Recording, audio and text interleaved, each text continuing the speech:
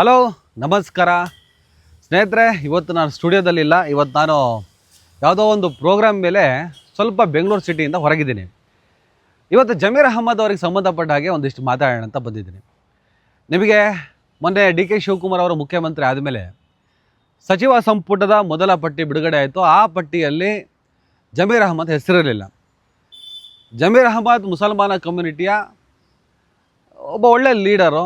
Compare to others, Zameer Ahmed ಸ್ವಲ್ಪ mass leader. ಆ community ಒಂದಿಷ್ಟು ಕನ್ಸಿಡರ್ ಮಾಡುತ್ತೆ, ಒಂದಿಷ್ಟು ಮಾತು ಕೇಳುತ್ತೆ. 40% ಜನ ಜಮೀರ್ ಹೇಳಿದ ಹಾಗೆ ಕೇಳುತ್ತೆ ಅನ್ನುವಂಥ ಕ್ಲಾರಿಟಿ ಆಲ್ಮೋಸ್ಟ್ ರಾಜಕಾರಣಿಗಳಿಗೆ, ರಾಜಕೀಯಕ್ಕೆ ಹಾಗೂ ನಮ್ಮಂಥವರಿಗೂ ಮತ್ತು ಅಭಿಮಾನಿಗಳಿಗೆ ಭಾಳ ಸ್ಪಷ್ಟವಾಗಿ ಗೊತ್ತಿದೆ. ಈ ಹಂತದಲ್ಲಿ ಮೊದಲ ಪಟ್ಟಿಯಲ್ಲಿ ಅವರ ಹೆಸರು ಬರಲಿಲ್ಲ. ಅವರ ಹೆಸರು ಬಾರದೇ ಇರೋದಕ್ಕೆ ಕಾರಣ ಏನು? ಜಸ್ಟ್ ಇನ್ನೇನು ಡಿ.ಕೆ. ಶಿವಕುಮಾರ್ ಮುಖ್ಯಮಂತ್ರಿ ಆಗ್ತಾರೆ, ಇನ್ನೇನು ಸಚಿವ ಸಂಪುಟದ ಮೊದಲ ಪಟ್ಟಿ ಅಲ್ಲಿ ಅನೌನ್ಸ್ ಆಗುತ್ತೆ, ಪ್ರಮಾಣ ವಚನವನ್ನು ಕೆಲವರು ಸ್ವೀಕಾರ ಮಾಡ್ತಾರೆ ಅನ್ನುವಂತಹ ಸಂದರ್ಭದಲ್ಲಿ ಜಮೀರ್ ಅಹ್ಮದ್ ಅವರಿಗೆ ಸಂಬಂಧಪಟ್ಟಂಥ ಒಂದು ಆಡಿಯೋ ಲೀಕ್ ಆಯಿತು. ಅದು ನಿಮಗೆ ಗೊತ್ತಿದೆ. ಸಿರಾಜ್ ಅಂತ ಹೇಳಿಬಿಟ್ಟು ಕಾಂಗ್ರೆಸ್ ಮುಖಂಡ, ದಾವಣಗೆರೆ ಚುನಾವಣೆಯಲ್ಲಿ ಈ ಸಲ ಮುಸಲ್ಮಾನರು ಏನೆಲ್ಲ ಆಕ್ರೋಶ ವ್ಯಕ್ತಪಡಿಸಿದ್ರು, ನಮ್ಮ ಸಮುದಾಯಕ್ಕೆ ಪ್ರಯಾರಿಟಿ ಕೊಡಿ, ನಮ್ಮ ಸಮುದಾಯಕ್ಕೆ ಟಿಕೆಟ್ ಕೊಡಿ, ಶಾಮನೂರು ಶಿವಶಂಕರಪ್ಪನವ್ರನ್ನ ಸುಮಾರು 40 ವರ್ಷಗಳಿಂದ ಗೆಲ್ಲಿಸ್ತಾ ಬಂದಿದ್ದೀವಿ. ಆದರೆ ಅವರು ತೀರಿ ಹೋದ ಮೇಲೂ ಕೂಡ ಅವ್ರ ಮೊಮ್ಮಗನಿಗೆ, ಚಿಕ್ಕ ಮಕ್ಕಳಿಗೆಲ್ಲ ಟಿಕೆಟ್ ಕೊಡ್ತಾ ಬಂದರೆ ನಮ್ಮ ಸಮುದಾಯ ಏನು ಮಾಡಬೇಕು? ಈಗ ಬೇರೆ ಜಾಗದಲ್ಲೇ ಬೇರೆ ಬೇರೆ ಕತೆಗಳಪ್ಪ. ಮೆಜಾರಿಟಿ ಇದ್ದೀವಿ ನಾವಿಲ್ಲಿ, ಮೆಜಾರಿಟಿ ನಮ್ಮದು.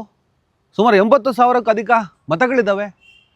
ನೀವು ನಮಗೆ ಪ್ರಯಾರಿಟಿ ಕೊಡಿದ್ರೆ ಮತ್ತೆ ಯಾರಿಗೆ ಪ್ರಯಾರಿಟಿ ಕೊಡ್ತೀರಾ? ಈ ಸಲ ನಮಗೆ ಟಿಕೆಟ್ ಕೊಡಿ, ಮುಂದೆ ನೋಡೋಣ ಅಂತ ಹೇಳಿದ್ರು. ಆದರೆ ಕುಟುಂಬ ರಾಜಕೀಯ, ಅದ್ರ ಜೊತೆಗೆ ಶಾಮನೂರು ಶಿವಶಂಕರಪ್ಪನವರ ಅಗಲಿಕೆಯಿಂದ ಕಾಂಗ್ರೆಸ್ನಲ್ಲೊಂದು ಅಲಿಖಿತ ನಿಯಮ ಇದೆ. ಅವರ ಕುಟುಂಬದವ್ರಿಗೆ ಟಿಕೆಟ್ ಕೊಡಬೇಕು, ಯಾರು ತೀರೋಗಿರ್ತಾರೆ ಆ ಕುಟುಂಬದವ್ರಿಗೆ ನಾವು ಟಿಕೆಟ್ ಕೊಡ್ತೀವಿ. ಈ ಥರದ ಒಂದು ವಿಚಾರವನ್ನು ಮುಂದಿಟ್ಟು ಶಾಮನೂರು ಶಿವಶಂಕರಪ್ಪರ ಕುಟುಂಬದವರ ಲಾಬಿ, ಅದು ಎಸ್ ಮಲ್ಲಿಕಾರ್ಜುನ ಲಾಬಿ ಒತ್ತಡಕ್ಕೆ ಮಾಡೋದು, ಅವರು ಸಮರ್ಥನೆಗೆ ಟಿಕೆಟ್ ಕೊಟ್ಟರು ಅನ್ನೋದು ನಮಗೆ ಗೊತ್ತಿರುವಂಥ ಕಾನ್ಸೆಪ್ಟ್ಗಳು. ನಿಮಗೆ ವೆರಿ ಸಿಂಪಲಾಗಿ ಹೇಳ್ತೀನಿ. ಈ ಸಂದರ್ಭದಲ್ಲಿ ಮುಸಲ್ಮಾನ ಸಮುದಾಯಕ್ಕೆ ಟಿಕೆಟ್ ಆಗಬೇಕು, ಟಿಕೆಟ್ ಕೊಡಬೇಕು, ನಮ್ಮವ್ರಿಗೆ ಟಿಕೆಟ್ ಕೊಡಬೇಕು ಅಂತ ಹೇಳ್ಬಿಟ್ಟು ಜಮೀರ್ ಅವರು ಜಾಸ್ತಿ ಪ್ರಚಾರ ಹಾಕಿದ್ರು. ಅವ ಟಿಕೆಟ್ ಸಿಗದೇ ಇದ್ದಿದ್ದಕ್ಕೆ ಜಮೀರ್ ಅವರು ಕುತಾಂತರ ಮಾಡಿದ್ರು. ಅಲ್ಲಿ ಕುಕ್ಕರ್ಗೆ ಓಟ್ ಹಾಕಿ, ಅಂದರೆ SDP ಅಭ್ಯರ್ಥಿಗೆ ಓಟ್ ಹಾಕಿ ಅಂತ ಹೇಳ್ಬಿಟ್ಟು ಅವರು ಒಂದಿಷ್ಟು ಜನರ ಜೊತೆ ಫೋನಲ್ಲಿ ಮಾತುಕತೆ ಮಾಡಿದ್ರು, ಒಂದಿಷ್ಟು ಸ್ಟ್ರಾಟಜಿಯನ್ನು ಹೇಳಿದ್ರು, ಒಂದಿಷ್ಟು ಹಣವನ್ನು ಹಂಚಿದ್ರು. ಈ ಥರದ ಅನೇಕ ಆರೋಪಗಳು ಆ ಸಂದರ್ಭದಲ್ಲಿ ಕೇಳಿಬಂತು. ಅದನ್ನೆಲ್ಲ ಮೀರಿಯೋ SS ಮಲ್ಲಿಕಾರ್ಜುನ್ ಅವರು ಕೂಡ ಒಂದೆರಡು ಕಡೆ ಜಮೀರ್ ಅಹ್ಮದ್ ಬಗ್ಗೆ ಒಂದು ಲೂಸ್ ಟಾಕ್ ಮಾಡ್ತಾರೆ. ಏನು ಜಮೀರು ಈ ಆ್ಯಂಗಲಲ್ಲಿ ಲೂಸ್ ಟಾಕ್ ಮಾಡ್ತಾರೆ. ಇವೆಲ್ಲವೂ ಸೇರ್ಕೊಂಡಿತ್ತು. ಈ ಸಂದರ್ಭದಲ್ಲಿ ಜಮೀರ್ ಅಲ್ಲಿ ಬರ್ತಾರಾ ಇಲ್ವಾ, ಅವ್ರು ಕೇರಳಕ್ಕೆ ಹೋಗಿದ್ರು, ಅಲ್ಲಿ ಹೋಗಿದ್ರು, ಇಲ್ಲಿ ಹೋಗಿದ್ರು. ಅಂದರೆ ಕೇರಳದಲ್ಲಿ ಚುನಾವಣೆ ಇತ್ತು. ಆ ಚುನಾವಣೆ ಸಂದರ್ಭದಲ್ಲಿ ಅವರು ಕೇರಳಕ್ಕೆ ಹೋಗ್ಬಿಟ್ಟು ಕೂಡ ಒಂದಿಷ್ಟು ಕೆಲಸಗಳನ್ನು ಮಾಡ್ತಾ ಇದ್ರು. ದಾವಣಗೆರೆಗೆ ಬರ್ತಾರಾ ಇಲ್ಲ ಅಂದಾಗ ಒಂದು ದಿವಸ ಬಂದರು, ಪ್ರೆಸ್ ಮೀಟ್ ಮಾಡಿ ಎದ್ದು ಹೋಗ್ಬಿಡ್ತಾರೆ. ಆಮೇಲೆ ಚುನಾವಣೆ ಮುಗೀತು. ಚುನಾವಣೆ ಮುಗಿದು ಫಲಿತಾಂಶ ಬಂತು. ಕಳೆದ ಚುನಾವಣೆಯಲ್ಲಿ, ಅಂದರೆ 2018ರ ಚುನಾವಣೆಯಲ್ಲಿ ಶಾಮನೂರು ಶಿವಶಂಕರಪ್ಪನವರು ಸುಮಾರು 27,000 ಮತಗಳ ಅಂತರದಿಂದ ಗೆಲುವು ಸಾಧಿಸಿದರು. ಆದರೆ ಈ ಚುನಾವಣೆಯಲ್ಲಿ ಸಮರ್ಥ ಕೇವಲ 5,000 ಚಿಲ್ಲರೆ ಓಟಿಂದ ಗೆಲುವನ್ನು ಸಾಧಿಸ್ತಾರೆ. ತಾತನ ಅಗಲಿಕೆ ಮೇಲಾಗಿ ಕಾಂಗ್ರೆಸ್ನ ಬೆಲ್ಟು ಎಲ್ಲ ಸೇರಿ ಕನಿಷ್ಠ 30,000ಕ್ಕಿಂತ ಹೆಚ್ಚು ಅಧಿಕ ಮತಗಳಿಂದ ಗೆಲ್ಲಬೇಕಾಗಿತ್ತು ಸಮರ್ಥ ಶಾಮನೂರು ಶಿವಶಂಕರಪ್ಪನವರು. ಅದು ಸಮರ್ಥ ಕೇವಲ 5,000 ಓಟಿಂದ ಗೆಲ್ತಾನೆ, ಮತಗಳ ಅಂತರದಲ್ಲಿ ಗೆಲ್ತಾರೆ. ಮತ್ತು ನಮ್ಮ SDP ಅಭ್ಯರ್ಥಿ ಕುಕ್ಕರ್ ಚಿಹ್ನೆಯ ಅಭ್ಯರ್ಥಿ ಅಫ್ಸರ್ ಕೊಡ್ಲಿಪೇಟೆ ಸುಮಾರು 18,000 ಚಿಲ್ಲರೆ ಮತಗಳನ್ನು ಪಡ್ಕೊತಾರೆ. ಅದು ಒಂದು ದೊಡ್ಡ ಸಾಧನೆ SDP ಇದು. ಸೊ ಈ ಸಂದರ್ಭದಲ್ಲಿ ಇಷ್ಟೆಲ್ಲ ಭಾಳ ಹೀನಾಯವಾದ ಒಂದು ಗೆಲುವನ್ನು ಸಮರ್ಥ ಸಾಧಿಸಿದ್ದಾರೆ. ಅತ್ಯಂತ ಹೀನಾಯವಾದ ಗೆಲುವಿದು. ಗೆದ್ದರೂ ಕೂಡ ಜಟ್ಟಿ ಜಾರಿ ಬಿದ್ದರೂ ಮೀಸೆ ಮಣ್ಣಾಗಿಲ್ಲ ಅಂತ ಕೆಲವು ಅಲ್ಪಸಂಖ್ಯಾತ ಲೀಡರ್ಗಳು ಅದೇನೇ ಸ್ಟೇಟ್ಮೆಂಟ್ ಕೊಟ್ಟರೂ ಕೂಡ ಸಮರ್ಥ ಹೀನಾಯವಾಗಿ ಗೆದ್ದಿರೋದು. ಇದಕ್ಕೆ ಕಾರಣ ಜಮೀರು. ಬೇರೆಯವರು ಇದ್ದರು, ಬೇರೆ ಬೇರೆ ಕಾರಣಗಳಿದ್ದಾವೆ, ಬೇರೆ ಬೇರೆ ವ್ಯಕ್ತಿಗಳ ಹೆಸರುಗಳು ಬಂದು ಹೋದವು ಇಲ್ಲಿ. ಆದರೂ ಕೂಡ ಜಮೀರೇ ಇಲ್ಲಿ ದೊಡ್ಡ ಪಾತ್ರವನ್ನು ವಹಿಸಿದ್ದಾರೆ ಈ ಒಂದು ಸ್ಟ್ರಾಟಜಿ ಒಳಗಡೆ ಅಂತ ಹೇಳ್ಬಿಟ್ಟು ಒಂದಿಷ್ಟು ಚರ್ಚೆಗಳನ್ನು ನಾವು, ಅಥವಾ ಒಂದೊಂದಿಷ್ಟು ರಾಜಕೀಯ ವಲಯದಲ್ಲಿ ಬಂತು. ಒಂದು ಪ್ರೆಸ್ ಮೀಟು ಮಾಡ್ತಾರೆ. ರಿಜ್ವಾನ್ ಅರ್ಷದ್, ಸಲೀಂ ಅಹ್ಮದ್ ಎಲ್ಲ ಪ್ರೆಸ್ ಮೀಟ್ ಮಾಡಿಬಿಟ್ಟು ಮಾತನ್ನು ಕೂಡ ಆಡ್ತಾರೆ. ಹೌದು, ಹಿಂಗಾಗಿದೆ, ಈ ಥರ ಆಗಿದೆ, ಹಿಂಗೆ ಮಾಡಿದ್ದಾರೆ ಅಂತ ಹೇಳ್ಬಿಟ್ಟು ಜಮೀರ್ ಹೆಸರನ್ನು ಉಲ್ಲೇಖಿಸದೆ ಪ್ರೆಸ್ ಮೀಟ್ ಮಾಡಿಬಿಟ್ಟು ಎದ್ದೋಗ್ತಾರೆ ಅವರು. ಈ ಕಡೆ ಜಮೀರ್ ಅಹ್ಮದ್ ಅದಾದಮೇಲೆ ಹೀಗೆ ಸಿದ್ದರಾಮಯ್ಯ CM ಗಾದಿಯಿಂದ ಇಳಿಯೋದು, ಈ ಥರದ್ದೆಲ್ಲ ನಡೀತು. ಕೊನೆಗೆ CM ಸ್ಥಾನದಿಂದ ಸಿದ್ದರಾಮಯ್ಯ ಇಳಿತಾರೆ, DK ಶಿವಕುಮಾರ್ ಮುಖ್ಯಮಂತ್ರಿ ಆಗ್ತಾರೆ. ಸಚಿವ ಸಂಪುಟದ ಮೊದಲ ಪಟ್ಟಿಯಲ್ಲಿ ಒಂದಿಷ್ಟು ಜನ ಪ್ರಮಾಣ ವಚನ ಸ್ವೀಕಾರ ಮಾಡ್ತಾರೆ. ಜಮೀರನ್ನು ಆ ಪಟ್ಟಿಯಿಂದ ಹೊರಗಿಡ್ತಾರೆ. ಮೊದಲ ಪಟ್ಟಿಯಲ್ಲಿ ಆಲ್ಮೋಸ್ಟ್ ಮುಸ್ಲಿಂ ನಾಯಕತ್ವದಲ್ಲಿ ಪ್ರಯಾರಿಟಿ ಸಿಗಬೇಕಾದಂತಹ ಜಮೀರ್ ಅಹಮದ್ ಅವರಿಗೆ ಆ ಪಟ್ಟಿಯಲ್ಲಿ ಸ್ಥಾನ ಸಿಗಲಿಲ್ಲ. ಕಾರಣ ಏನಂದರೆ 1-2 ದಿನಗಳ ಮುಂಚೆ ಒಂದು ಆಡಿಯೋ ದಾವಣಗೆರೆ ಕಾಂಗ್ರೆಸ್ ಅಧ್ಯಕ್ಷನ ಜೊತೆ ಮಾತಾಡಿ ಕಾಂಗ್ರೆಸ್ ವಿರುದ್ಧ ಸಂಚು ರೂಪಿಸಿದ್ರು ಅನ್ನುವಂಥ ಆಡಿಯೋ ಲೀಕ್ಔಟ್ ಆಗುತ್ತೆ. ಈ ಆಡಿಯೋ ಸೃಷ್ಟಿ, ಅದೊಂದು ಡೂಪ್ಲಿಕೇಟ್ ಅಂತ ಜಮೀರ್ ಹೇಳ್ತಾರೆ, ಸಿರಾಜ್ ಹೇಳ್ತಾರೆ, ಕಂಪ್ಲೇಂಟ್ ಕೊಡ್ತಾರೆ. ಇದೆಲ್ಲ ನಡೆದಿದೆ. ಒಂದು ವೇಳೆ ಆಡಿಯೋ ನಿಜನೇ ಆದರೆ 100ಕ್ಕೆ 100 ಒಂದು ಪಕ್ಷದ ಒಳಗಡೆ ಇದ್ದು ಪಕ್ಷ ವಿರೋಧಿ ಚಟುವಟಿಕೆ ಮಾಡಿದ್ದಾರೆ ಅಂಥೇಳಿ ನಾವು ಜಮೀರ್ ಅಹಮದ್ ಅವರನ್ನು ಖಂಡಿತವಾಗ್ಲೂ ನಾವು ಒಪ್ಪದೆ ದೂರ ಇಡ್ಬೋದು. ಕಾಂಗ್ರೆಸ್ ಹೈಕಮಾಂಡ್ ಅವ್ರ ಮೇಲೆ ಕ್ರಮ ತಗೋಬೋದು ನಿಜನೇ ಆದರೆ. ಯಾಕಂದರೆ ಒಂದು ಪಕ್ಷದಲ್ಲಿ ಇರ್ಬೋದು, ಅದೇನೇ ಇರ್ಬೋದು, ಅದೇನೇ ವಿಚಾರ ಇರ್ಬೋದು, ಅದೇನೇ ಮೈನಾರಿಟಿ ಕಾನ್ಸೆಪ್ಟ್ ಇರ್ಬೋದು, ಅದೇನೇ ನೋವುಗಳಿರ್ಬೋದು, ಅದೇನೇ ಕಾನ್ಸೆಪ್ಟ್ ಇರ್ಬೋದು. ಆದರೆ ಒಂದು ಪಕ್ಷದ ಒಳಗಡೆ ಇದ್ದು ಈ ಥರದ ಕೃತ್ಯವನ್ನು ಮಾಡಿದ್ರೆ, ಈ ಥರದ ಒಂದು ಪ್ರಯತ್ನವನ್ನು ಮಾಡಿದ್ರೆ ಅದು ಪಕ್ಷ ವಿರೋಧಿ ಕೃತ್ಯ ಆಗುತ್ತೆ, ಕ್ರಮ ತಗೋಬೇಕು. ಆದರೆ ಅದು ನಂದಲ್ಲ ಅಂತ ಅವ್ರು ನಿರಾಕರಿಸಿದ್ದಾರೆ. ತನಿಖೆ ಆಗ್ತದೋ ಇಲ್ವೋ ಅದರ ಬಗ್ಗೆ ನಮಗೆ ಕ್ಲಾರಿಟಿ ಇಲ್ಲ. ಆದರೆ ಅದನ್ನೇ ಇಟ್ಕೊಂಡು ಅವರನ್ನು ಸಚಿವ ಸ್ಥಾನದಿಂದ ದೂರ ಇರಿಸಲಾಗಿದೆ. ತುಂಬ ಜನ ಹೇಳ್ತಾರೆ ದಾವಣಗೆರೆ ಟಿಕೆಟ್ ವಿಚಾರದಲ್ಲಿ ಜಮೀರ್ ಅಹಮದ್ ಅವರು ತನಗೆ ಸಂಬಂಧಪಟ್ಟಂಥ ವ್ಯಕ್ತಿಗಳಿಗೆ ಟಿಕೆಟ್ ಕೊಡಬೇಕು ಅಂತ ಒತ್ತಡವನ್ನು ಹೇರಿದ್ರು. ನಾನು ಹೇಳಿದವ್ರಿಗೆ ಕೊಡಬೇಕು, ಜಬ್ಬಾರ್ಗೆ ಕೊಡಬೇಕು, ಅನ್ವರ್ ಭಾಷಣ್ ಕೊಡಬೇಕು, ಇಂಥವ್ರಿಗೆ ಕೊಡಬೇಕು, ಇಂಥವ್ರಿಗೆ ಕೊಟ್ಟರೆ ಮಾತ್ರ ನಾನು ಕೆಲಸ ಮಾಡ್ತೀನಿ. ಈಗ ಮುಸಲ್ಮಾನ ಅಭ್ಯರ್ಥಿಗೆ ಟಿಕೆಟ್ ಬೇಕು ಅಂತ ಕೇಳಿದ್ರಲ್ಲಿ ತಪ್ಪಿಲ್ಲ, ಮುಸಲ್ಮಾನ ಆಕ್ರೋಶಕ್ಕೆ ಅನುಗುಣವಾಗಿ. ಆದರೆ ನಾನು ಹೇಳಿದವ್ರಿಗೆ ಆಗಬೇಕು, ನಾನು ಅಂದ್ಕೊಂಡವ್ರಿಗೆ ಆಗಬೇಕು, ಹೀಗೆ ಹೋದರೆ ಆಗ್ತದಾ? ಹಾಗಾಗಿನೇ ಅದು ಎಲ್ಲರ ಕೈ ತಪ್ಪಾಯಿತು. ನೀವು ಜಬ್ಬರ್ಗೆ ಬೇಕು ಅಂತ ಹಠ ಹಿಡಿದ್ರೆ SS ಮಲ್ಲಿಕಾರ್ಜುನ್ ಅವ್ರಿಗೂ ಆಗಲ್ಲ ದಾವಣಗೆರೆಯಲ್ಲಿ.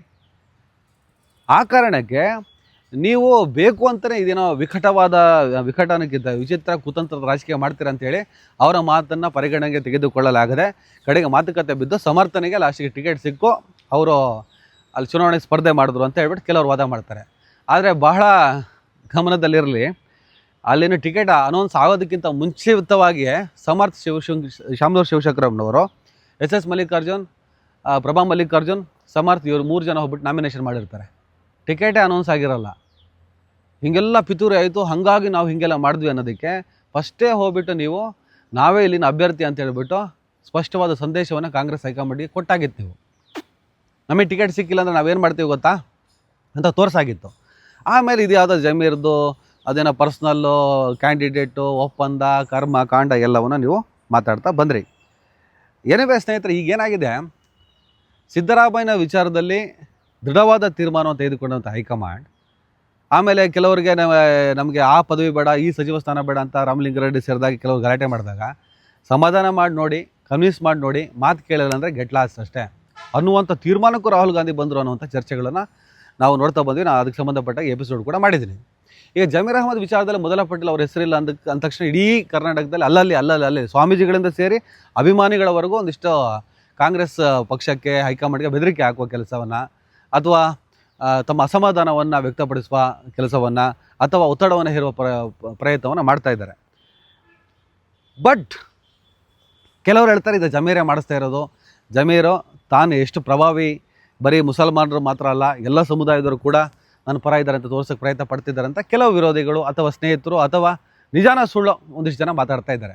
ಅದೇನೇ ಇದ್ದರೂ ಕೂಡ ಇದ್ಯಾವುದೂ ಕೂಡ ಒತ್ತಡಗಳಿಗೆ ಮಣಿಯದೆ ಪಕ್ಷ ವಿರೋಧಿ ಚಟುವಟಿಕೆ ಆಗಿದೆ, ಅವ್ರಿಗೆ ಒಪ್ಕೊಳ್ಳದೇ ಇರಲಿ, ಅಲ್ಲೇನಾಯಿತು ಅನ್ನೋದ್ರ ಬಗ್ಗೆ ರಿಪೋರ್ಟು ಮತ್ತು ಕ್ಲಾರಿಟಿ ಹೈಕಮಾಂಡ್ಗೆ ಸಿಕ್ಕಿರೋದ್ರಿಂದ ಜಮೀರ್ ಅಹಮದ್ ವಿಚಾರದಲ್ಲಿ ಅವರು ಸ್ಟ್ರಾಂಗ್ ಆದಂಥ ತೀರ್ಮಾನವನ್ನು ತಗೊಂಡಿರಬಹುದು. 2ನೇ ಪಟ್ಟಿ ಅನ್ನೋದು ಅದೊಂದು ಆಪ್ಷನ್ ಅಷ್ಟೇ, ಅದಕ್ಕೆ ತುಂಬ ಜನ ಕಾಯ್ತಾ ಇದ್ದಾರೆ. 2ನೇ ಪಟ್ಟಿ ಆಪ್ಷನ್ ಒಳಗಡೆ ಜಮೀರನ್ನ ತೊಗೊಂಡು ಹೋದರೆ ಚೆನ್ನಾಗಿರಲ್ಲ, ಅವ್ರನ್ನ DCM ಮಾಡಬೇಕು, ಜಮೀರನ್ನ DCM ಮಾಡಬೇಕು. ಇಲ್ಲ ಅಂದರೆ ನಾವು ಸುಮ್ಮನಿರಲ್ಲ, ತಕ್ಕ ಪಾಠವನ್ನು ಕಲಿಸುತ್ತೇವೆ ಅಂತ ಹೇಳ್ಬಿಟ್ಟು ಮುಸಲ್ಮಾನ ಕಮ್ಯುನಿಟಿಯ ಪರವಾಗಿ ಒಂದಿಷ್ಟು ಜನ ಮಾತಾಡ್ತಿದ್ದಾರೆ. ಒಂದಿಷ್ಟು ಜನರ ಅಭಿಪ್ರಾಯ ಅದು ಮುಸಲ್ಮಾನರ ಅಭಿಪ್ರಾಯ ಆಗದೇ ಇರ್ಬೋದು. ಆದರೆ ಜಮೀರ್ ಒಬ್ಬ ಮಾಸ್ ಲೀಡರು. ಜಮೀರ್ ಅಹಮದ್ ಏನು ತಪ್ಪು ಮಾಡಿದರೆ ಅದು ನೇರವಾಗಿ ದಿಟ್ಟವಾಗಿ ಡೈರೆಕ್ಟಾಗಿ ನೀವು ಕ್ರಮ ತೊಗೋಬೇಕು, ಎಸ್ ಅಂತ. ಆದರೆ ಹಿಂಗೆ ಅವಾಯ್ಡ್ ಮಾಡಿ ಇನ್ನೊಂದೇನೋ ಮಾಡಿ ಲೆಕ್ಕಾಚಾರ ಮಾಡ್ತೀವಿ ಅಂದರೆ ಅದು ಕೂಡ ಸ್ವಲ್ಪ ಹಿನ್ನಡೆಗೆ ಕಾರಣ ಆಗ್ಬೋದು. ಹಿನ್ನಡೆ ಆಗ್ತದೋ ಇಲ್ವೋ ಗೊತ್ತಿಲ್ಲ. ಈ ಸಿದ್ದರಾಮಯ್ಯವ್ರು ಇಳಿಸಿದ್ರೆ ಕ್ರಾಂತಿ ಆಗುತ್ತೆ, ಅದಾಗ್ತದೆ ಇದಾಗ್ತದೆ ಅಂತ ಎಲ್ಲ ನೋಡ್ತಾ ಬಂದ್ವಿ, ಏನೂ ಆಗಲಿಲ್ಲ. ಕೆಲವೊಮ್ಮೆ ಹೈಕಮಾಂಡ್ ದೃಢವಾದ ತೀರ್ಮಾನವನ್ನು ತಗೊಳ್ಳುತ್ತೆ, ಅದನ್ನೇ ಮೀರಿ ಅಲ್ಲಿಂದ ಹೊರಗೆ ಬಂದು ತಮ್ಮದೇ ಆದಂತಹ ತಾಕತ್ತನ್ನು ಪ್ರದರ್ಶನ ಇವ್ರು ಮಾಡ್ತಾರಾ? ಕೆಲವರು ಹೇಳ್ತಾ ಇದ್ದಾರೆ ಮುಂದಿನ ಚುನಾವಣೆ, ವಿಧಾನಸಭೆ ಚುನಾವಣೆ ಇನ್ನೇನು ಒಂದು ವರ್ಷ ಇರಬೇಕಾದ್ರೆ ಜಮೀರ್ ಅಹ್ಮದ್ ಅವರು ಕಾಂಗ್ರೆಸ್ಸಲ್ಲೇ ಇರಲ್ಲ, ಅಲ್ಲಿಂದ ಹೊರಗೆ ಹೋಗ್ತಾರೆ. ಅವ್ರು ಬೇರೆ ಏನೋ ಒಂದು ಪ್ರಯತ್ನಗಳನ್ನು ಮಾಡ್ತಾರೆ. ಬೇರೆ ಬೇರೆ ರೀತಿಯಲ್ಲಿ ಸಿಟ್ಟಿಂಗ್ಸ್ಗಳು ನಡೆದೋಗಿದೆ, ಎಲ್ಲ ಚರ್ಚೆಗಳು ನಡೀತಾ ಇದೆ. ಸದ್ಯಕ್ಕಂತೂ ಜಮೀರ್ನ DCM ಮಾಡಿ ಅಂತ ಹೇಳ್ಬಿಟ್ಟು ಹಠ, ಪ್ರತಿಭಟನೆ ಅಲ್ಲಲ್ಲಿ ಇವೆಲ್ಲ ಏನೇನೋ ಪ್ರಯತ್ನಗಳಾಗ್ತಾ ಇದ್ದಾವೆ. ಇನ್ನೊಂದು ಕಡೆ ಹೈಕಮಾಂಡ್ ಗಟ್ಟಿಯಾಗಿ ನಿಂತುಬಿಟ್ಟಿದೆ. 2ನೇ ಪಟ್ಟಿ ಆಪ್ಷನು ಏನೋ ಒಂದು ಕೊಟ್ಟರೆ ಆಗಲ್ಲ, DCM ಕೊಡಬೇಕಂತ ಹಠ.